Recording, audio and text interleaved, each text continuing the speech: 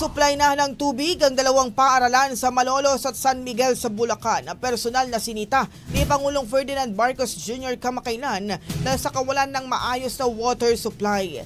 Sa press briefing sa Malacanang, sinabi ni Local Water Utilities Administration Administrator Attorney Joey Salonga na agad nilang inimbestigahan ang problema at isinagawang kinakailangang pagkukumpuni. Batay sa kanilang investigasyon sa Santissima Trinidad Elementary School sa Malolos, nadiskubreng tinamaan ng proyekto ng isang kontratista ng DPWH ang linya ng tubig, dahilan upang bumabang water pressure sa 51%. Samantala sa Tibagan Elementary School sa San Miguel, natuklasan na hindi nakakonekta sa main distribution line ng water district ang pinanggalingan ng tubig. Sa halip nagmumula raw ito sa isang deep well na oversaturated na. Dahil dito ay sinagawa ng mga kinakailangang pagkukumpuni upang ikonekta na ang tubig ng paaralan sa main distribution line ng water district.